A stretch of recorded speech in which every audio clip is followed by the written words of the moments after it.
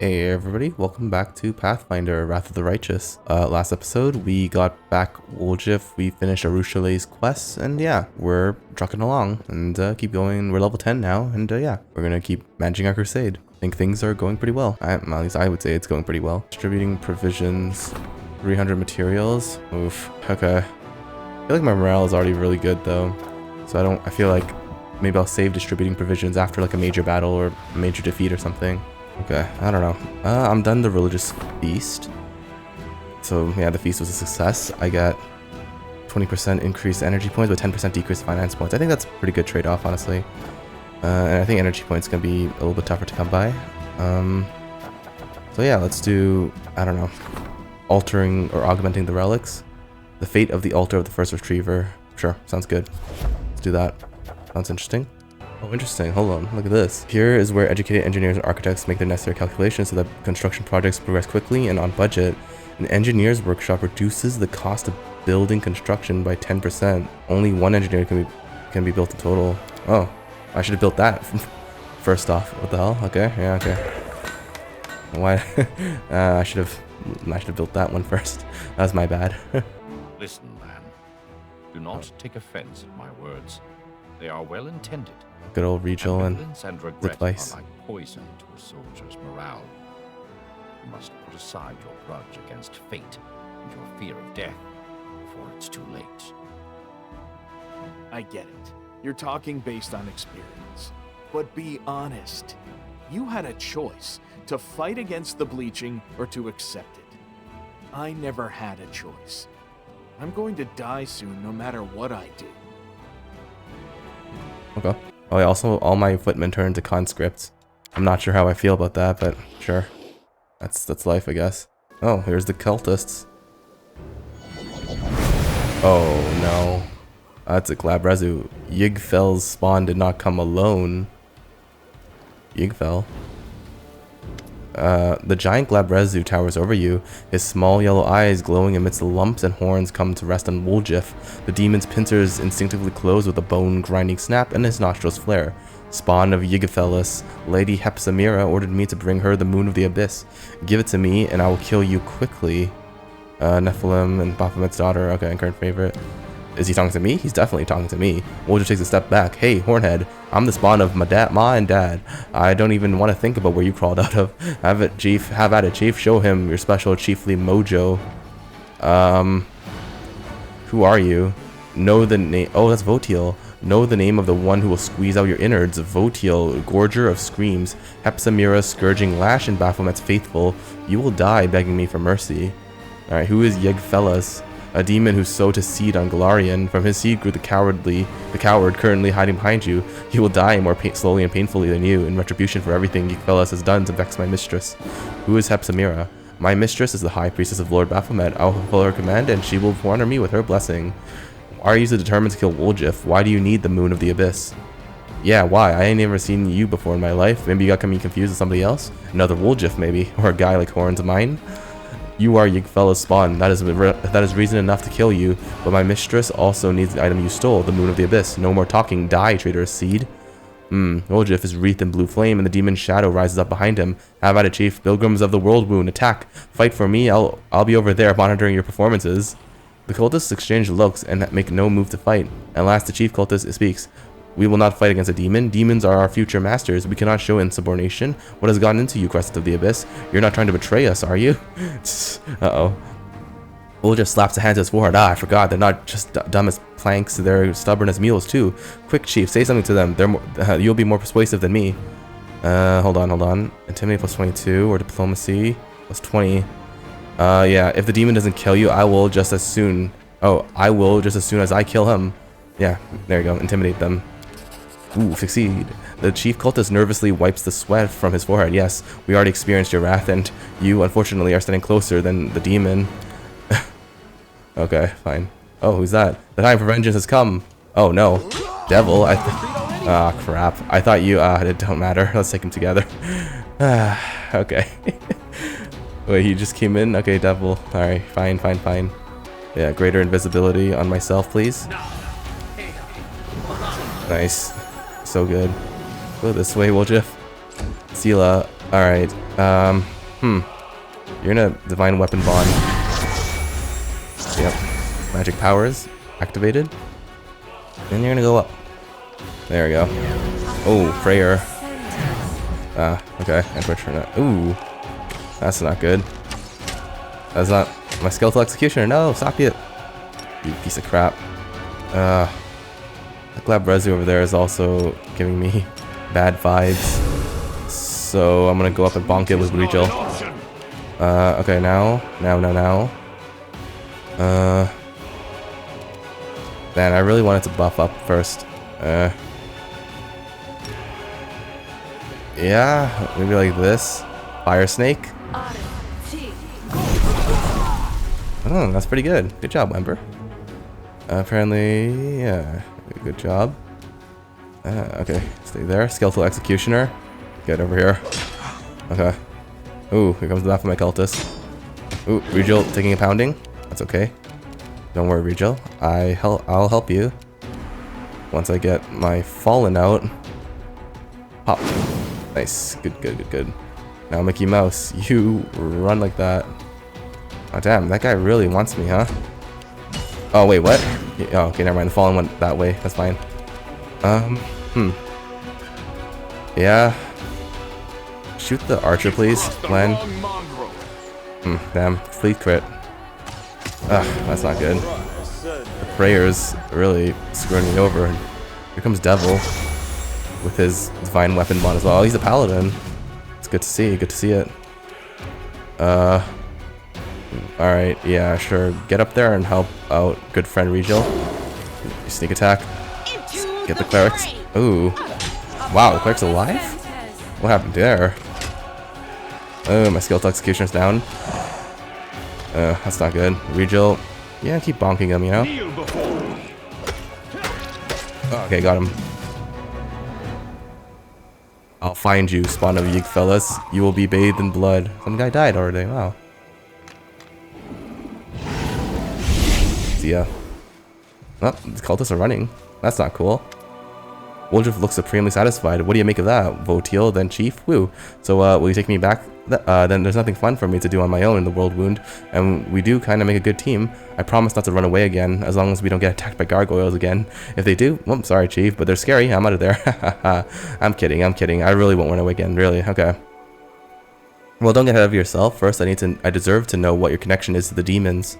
I don't know anything about any demons. That's the first time I ever saw that Voetiel beast, but he sure seems satisfied to have, or he sure seemed to have it in for me. He doesn't just want the Moon of the Abyss, he wants me to suffer. And that mistress of his, Hepsipsa, whatever she's called, there's something fishy about going on here. Sharif, I'm telling ya, I want to get to the bottom of it, because there's something tells me that we'll be seeing Voetiel again. I know his type. Once they get a hold of you, they won't let go. Woljif runs a hand through his shock of hair. Here's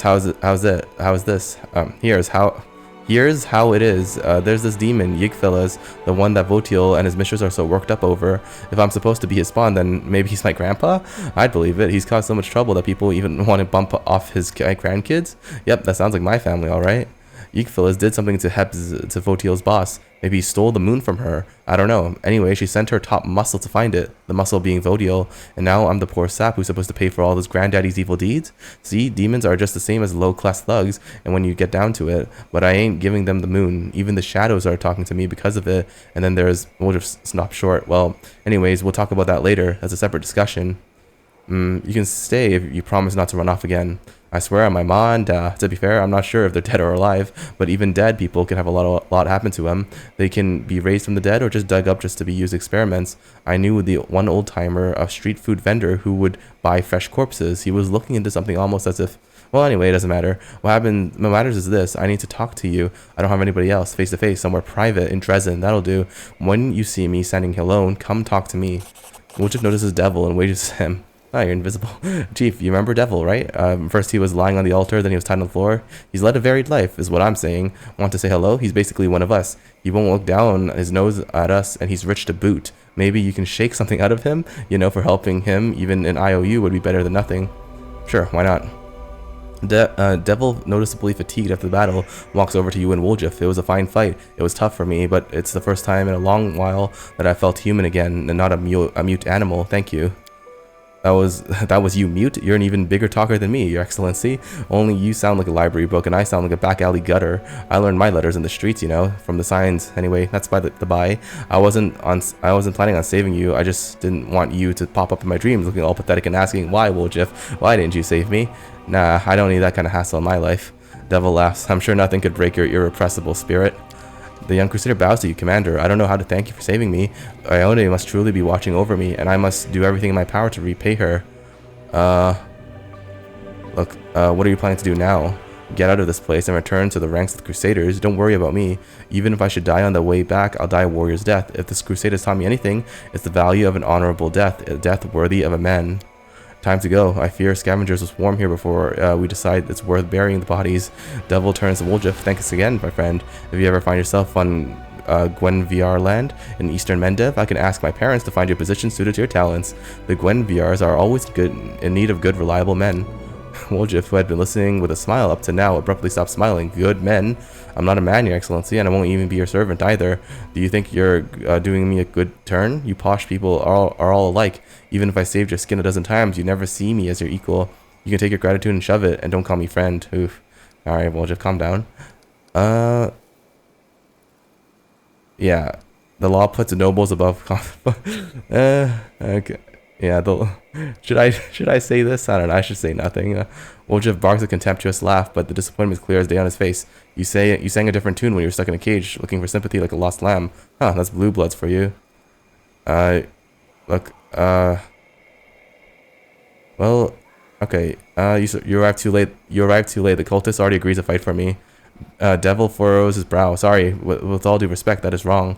We are supposed to be fighting evil, not taking on cultists as allies. I'm sorry you wasted time convincing them, but I acted it as I best pleases Iomade. Okay. You can't survive on thanks alone. Oh, Devil looks slightly disappointed. Unfortunately, I don't have any money on me. I only managed to find my belongings with difficulty. Please accept this enchanted ring as a sign of my gratitude. I found it in the pile of weapons back at the cultist camp, but I shall remain in your debt. Alright, let's go. We shouldn't linger here. Devil salutes you. May Iomade watch over you, Commander. I shall pray for you.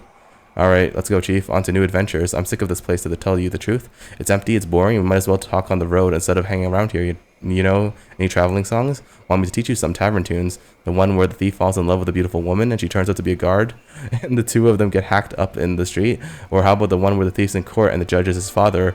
Or that one about how if you don't behave yourself, you'll live out your days in a special institution? I remember them all, and we got plenty of time. Alright, thank you, Woljif.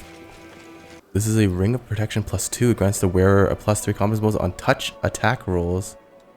Yeah, sure. I'll give the steady fingers to good old Woljif there. It's fine. Inspired wisdom. I guess that's better than this, right? I get more AC here. I do, yes. +4 wisdom there. Belt of demonic shadow. Whenever the wearer of this belt casts a spell of level 6 or higher, it summons a CR7 shadow demon to fight alongside the wearer for 2 minutes. Oh, okay. Well, that's really good. Dexterity and Constitution. Okay, fine. Belt of Demonic Shadow. Good for Mickey Mouse. The Touched One. Ooh, interesting. An odd and somewhat touched priest has sought an audience. In a dream, he saw himself eradicate the world wound, and he is convinced that it was an omen. With the help of the relics he borrowed from his temple, he was able to make the arduous journey to Dresden, and now he's asking the commander to keep them safe while he is away on his quest to fight evil. Agree? Letting the priest go to his death? Alright, convince the priest to join the army. Let's try that. I think that makes more sense. Arushale. Oh, Arushale was able to convince the priest that he had interpreted the dream wrong. His mission was indeed to travel to the world wound and fight it, but he read the metaphor of closing the wound too literally.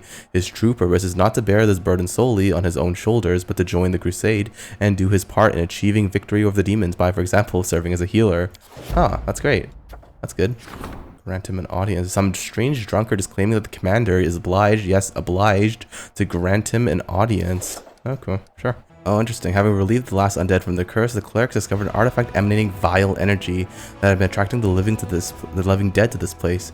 After carefully sealing their find with protective spells, the clerics brought it to the commander. Nice. Stevanius also became known as the Rotten after his act of treachery, an apprentice of Zacharias, a great hero of the crusade. Ooh, Stevanius deserted on the eve of the Battle of the Last Chapel and dedicated himself to the forbidden art of necromancy. Oh, okay, cool. Sounds the kind of thing that I want. Sounds pretty cool. Alright, back at Dresden. Let's go. Aberdeen, you see a Kelid Around 50 years old, dressed in a doublet that looks older than its owner. Once it may have been expensive, but now it is worn and patched. A scabbardless sword hangs on his belt, covered in such a thick layer of rust that it looks more like a hell club. His flushed, swollen face, spongy nose, and dark circles beneath his eyes suggest that he is a heavy drinker. When he opens his mouth to speak, his suspicion is confirmed by the stench of stale alcohol in his breath. Aberdeen, so you're the commander, huh? It's a cozy little place you got yourself here. All these walls, polished furniture, solid, commendable. Why, I think I'll give you a medal for this. A medal? You're too kind. Don't mention it. I'm a generous soul, but I'm also fair. I dish out medals and I punish as I please. Who am I? I'm not your average citizen. The man groans as he straightens up, affecting a noble bearing insofar as his decrepitude allows. You will be pleased to know that I am Aberdeen, Quintessence of Hero Fantel, rightful heir to the throne of Iz and all of Sakaris. Okay, past this, everyone knows that no king has ever ruled over all of Sakaris, and there is no throne in Iz. Sarkoris? Yeah, How would you know? Have you been to Iz? Have you seen it with your own eyes? You haven't, and if you haven't, then there was one. My pops used to tell me all about the throne in the palace. It was all gold all over, and it was encrusted with all manner of, crusty things, like diamonds and fire ants, rubies, and buboes. Couldn't take your eyes off of it, and that's what kind of throne it was, and then it's all mine. Mine by right. Can you prove your claim to the throne? Of course, we aren't just some swindlers, we have all the evidence. Here, look.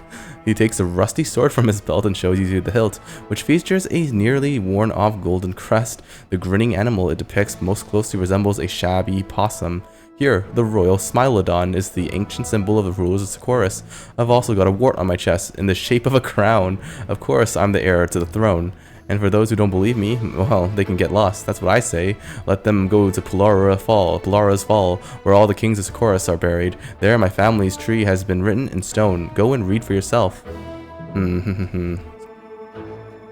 Polara's Fall, what's there? Are you deaf or what? You should drink a pint of needle infusion. It'll do wonders for your ears and your eyes too. I'm telling you, all the dead Sarkorian kings are in the ground there, in mausoleums, tomb burials, and those whatchamacallits, obelisks. That's right, and it's all written there about my ancestors and about me too. Just go look, and everything will make sense. By every law of the land, I am king. What do you think you're entitled to?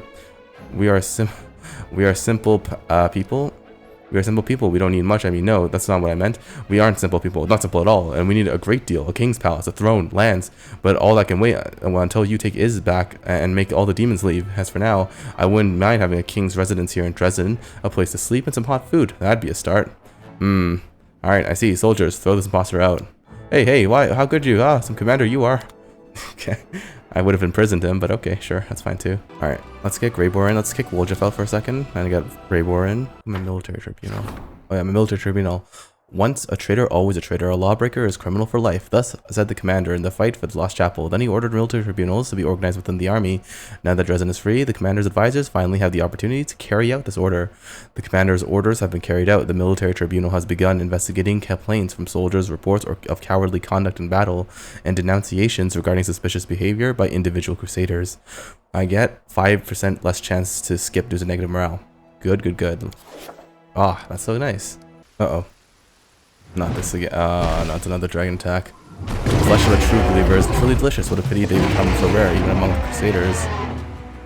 Ah, damn you. Damn you. Make every strike count.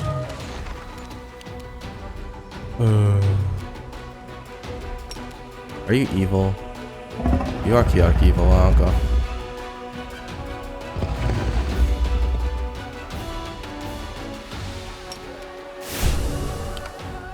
Oh no, I'm fatigued. Okay, come here. Crusader. Oh. Alright, Greybor, it's your turn. Simply business. Okay, fine. Simply business, fine. They're frost. Okay, never mind. Spell resistance is OP. Can I get their AC down? Okay, fine. Oh, here it comes. Ow. Yep. This is not my time yet. Yep. Retreat is not an option. You've crossed the wrong mongrel. Really? The Inheritor, guide my blade. It's your time to cease to exist. Okay. So. Okay, run away. Ember. Cure critical wounds. This way. Cure critical wounds. And land, yeah. Okay. Okay. Well, troublesome prey, you're hardly worth it. I'll kill you another time. Okay, fine. Took down my skeletal executioner, but it's fine, He's an undead creature. Alright, let's go to Grimwood then. Grimwood. Hunt the dragon down. Let's go. Greybor.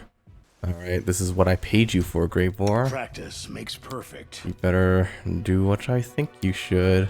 This is the place. Let's set up an ambush here. Okay, Greybor meticulously scans the surrounding area and appears pleased with the results. The talon-like hooks of several collapsible spikes protrude from his pack. The dwarf produces a small, tightly wrapped bundle from his pocket, and its pungent smell fills your nostrils. Come over here. This is where we'll set up an ambush for the dragon. Let's light as many fires as we can so she thinks that there's a whole caravan staying here overnight. You can be sure she won't resist such an easy prey. How do you plan to lure the dragon here? We act like a group of careless foragers, ordinary hunters looking for wild game to provision the Crusader army.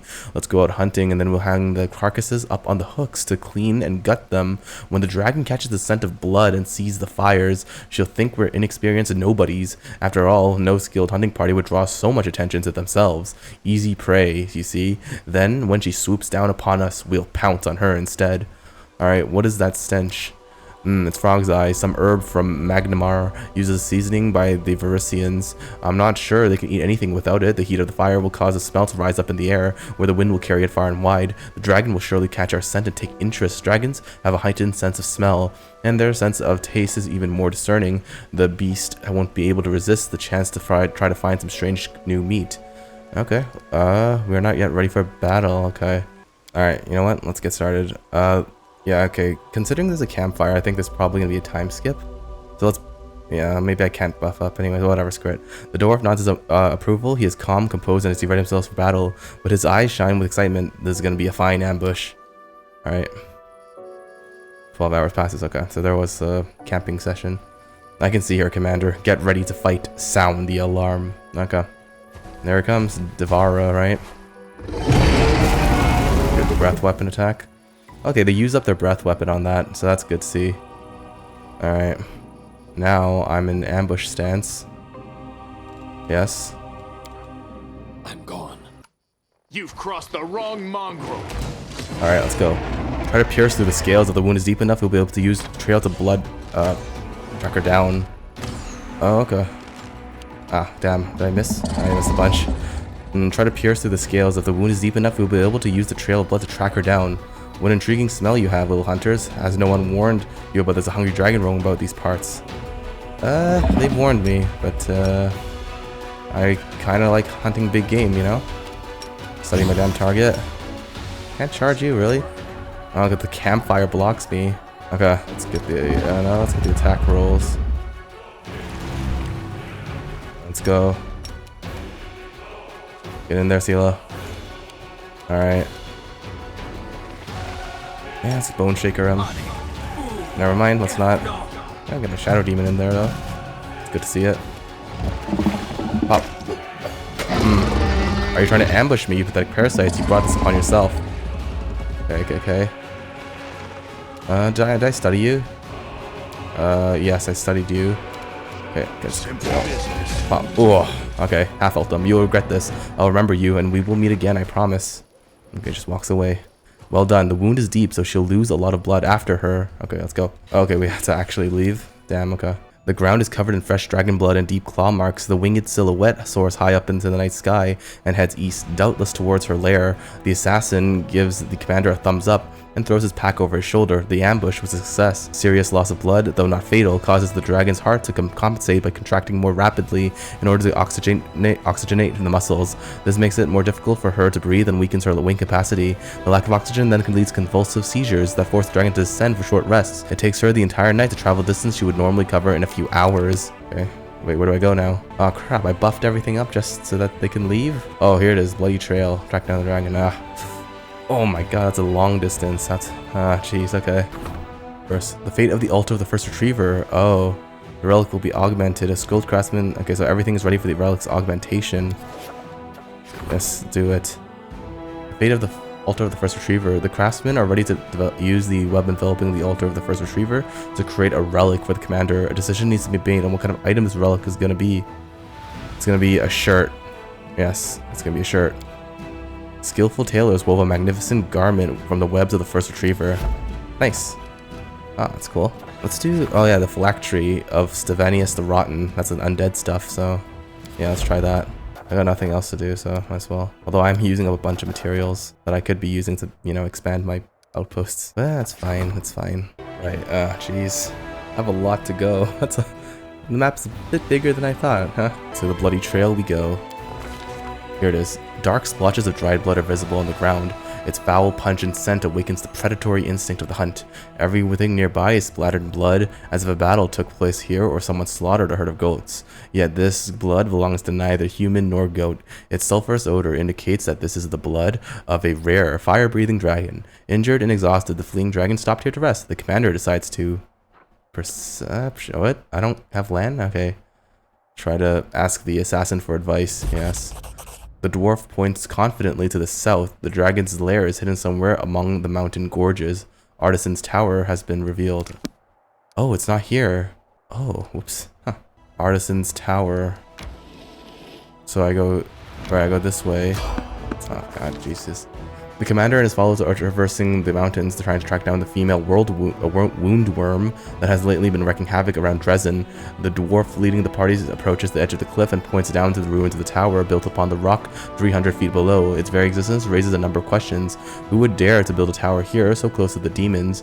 Why would they erect it here in the bottom of the canyon? An expert analysis of its tower structure provides the answers. Numerous features in its design indicate that the building dates back to the golden age of the Aslanti Empire. It is several times older than the World Wound and was originally constructed on top of a mountain before the cataclysm changed everything.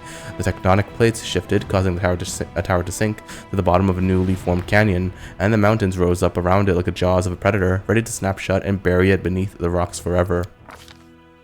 The ancient ruins have been abandoned for ages, barely visible amidst the steep cliffs. The tower would have remained hidden had the commander's party not discovered it by following the trail of blood. The dwarf signals that it is time to descend. The alpine path leading to the tower soon splits into two directions. On the left is a rocky ledge, dangerously narrow and visibly unstable.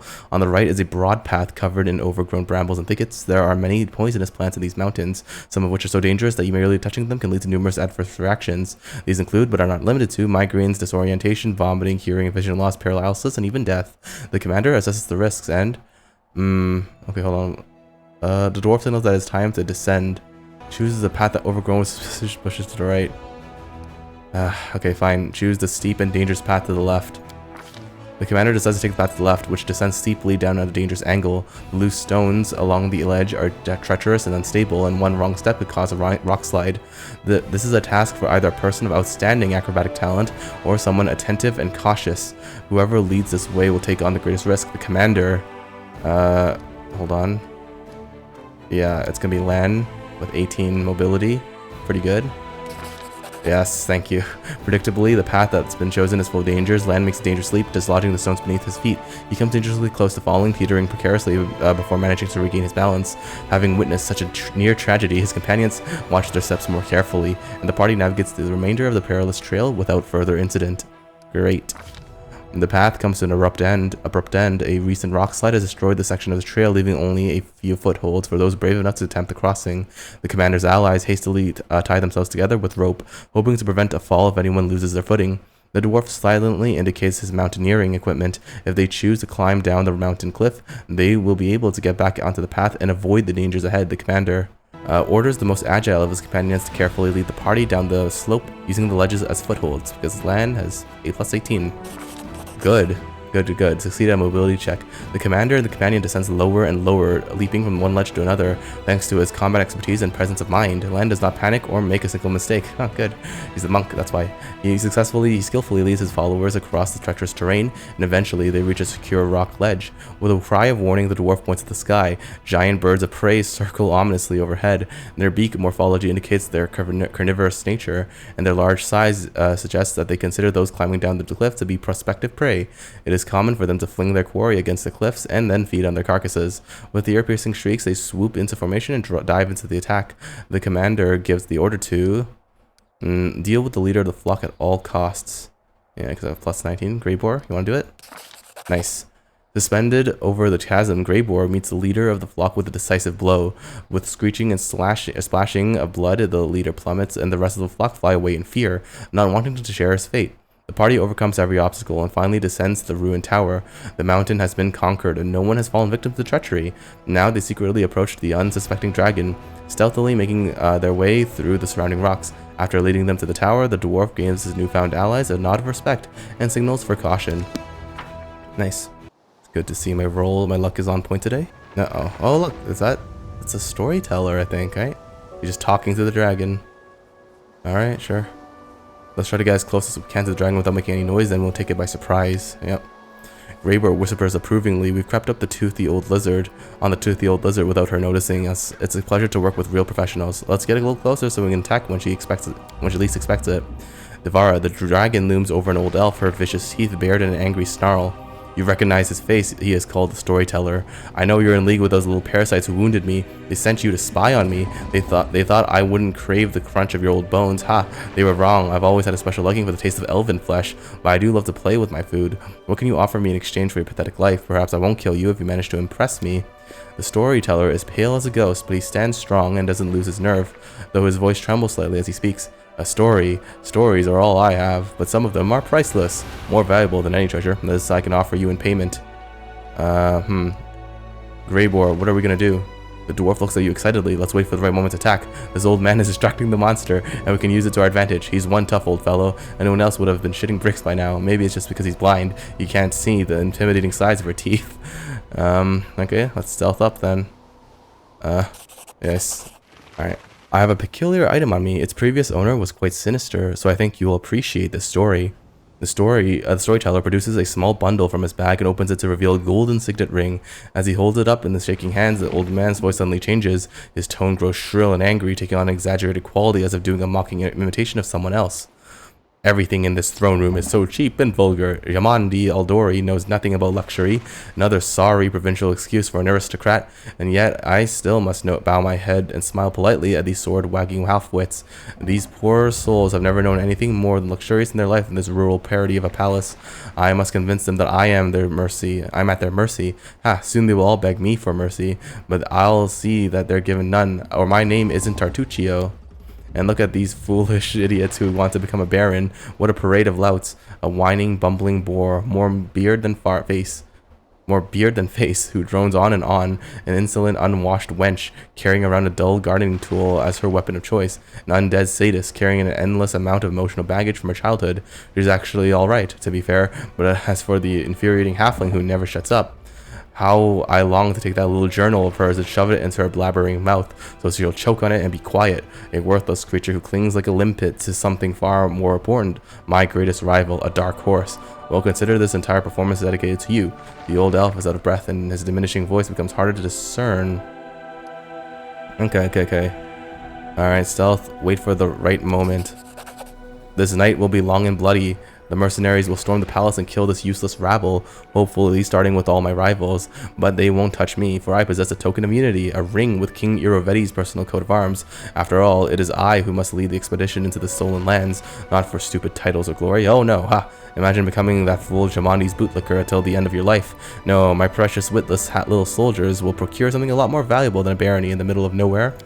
Something precious is hidden in the stolen lands. A wooden sword created by someone who was truly powerful. Nothing like the pathetic scraps of metal worn by those pompous Aldori simpletons. No, it is a true instrument of fate. It's a pity. I don't know how to use it myself, but King Irovetti will pay me an obscene amount of money for it. Fortunate enough for an eternity of endless debauchery. Not to mention the little bonus he'll give me for Jamondi's venture collapsing like a house of cards. Merely a trifle, really, but barely buys you a palace in Absalom. And then... oh, Calistria, the stinkpot with a word, has started flapping her jaws again. Why can't you just shut up? Her manners are worse than a kobold's. Be careful now, Tartuccio. Don't let anything slip about Jamondi. I hope this loudmouth gets stabbed tonight. The storyteller's voice grows louder and sharper. It's not like you're being kept prisoner. If you don't want to wait, you can always return to the mountains or whatever other places you crawled out from.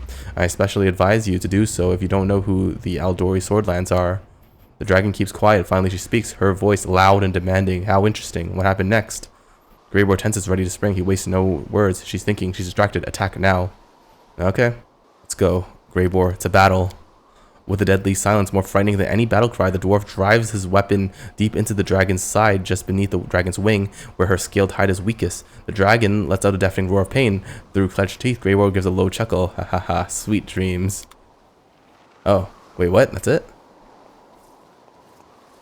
Oh, he just walks up. Alright. Nice. Let's make this quick. Yeah, hopefully. Considering the longer I stay in this battle, I feel like the bigger I get wrecked, you know? Alright, let's go. Do I have my divine... oh, I actually forgot. Okay, I don't have my divine blade. That's fine. Can I smite you? I can. Oh. Okay, that's all my movement. Whoops. Probably should have moved and then smited. Alright, whatever, it's fine. I have my shadow demon moving up. Nice. For my belt. Always good to see. Oh, I should have hasted as well. Why am I so... okay, fine. It's fine, it's fine. Enemy dead. Okay, good. That's a lot of champions. That's six. That's 6 of them. Huh. Pretty good.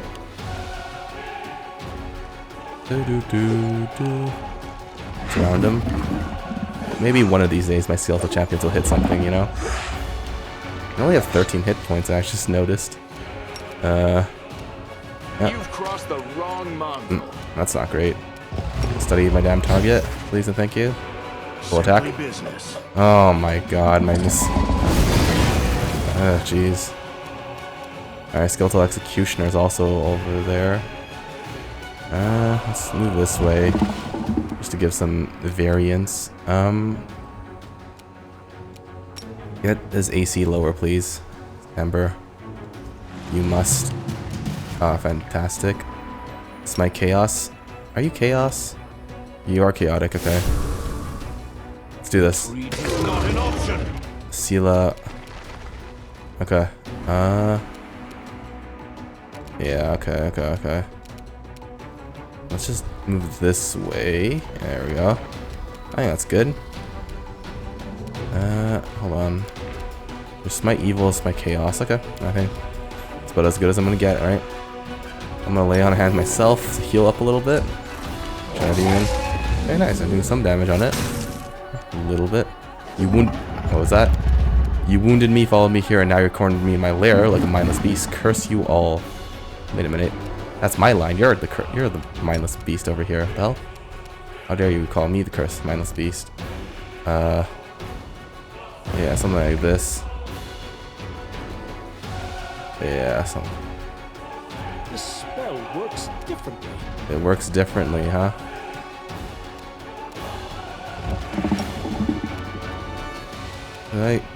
I can. Yeah, okay. There we go. Good. Haste him up. My skeletons have haste now as well. Yes. Now land. Do this again. Not great. Not great at all. Come on. Oh, I'm wounding him. Once I'm finished with you, I will play this to your protect town and burn it to the ground. Dresden will burn. Uh-oh. That's not good. Oh, crap. Regal's down. Man, this dragon is a problem, huh? Oof. Missing so many times. Get more AC off them. Need to really try and end them quickly. Yeah. The inheritor, guide my blade. Not. Oh, get off me, you vile parasites. Regional suffered crippling wound battle. Condition can be rested. Okay. That's fine. Don't let the dragon get off the ground. She'll set everything on fire. Well, it's still too late for that. She got off the ground. Oh, it's a multi-phase fight. Oh, jeez. My boss is gonna run out. Okay, so the storyteller wants me to fight the dragon before it breathes fire or something? Let's see what happens, I guess. The inheritor, guide my blade. Okay, I'm missing a lot. Commander.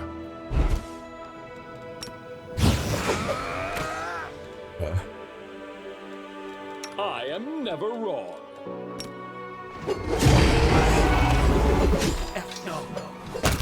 Oh, gotcha. There you go. Dresden will burn? Okay, I guess not. Got him. He's a good bone shaker. For some reason, turn-based didn't work. Greybor looks with satisfaction at the surrounding carnage. That's a job well done. You can use your head to decorate your tent. I'm going back to Dresden. It's been a pleasure working with you. I think we should continue working together. I'm ready to offer you my services. Oh, voice acting. As you can guess, a Nice. full contract will be more expensive than a one-time job. Oh, jeez. I think 12,500 gold would be a fair price.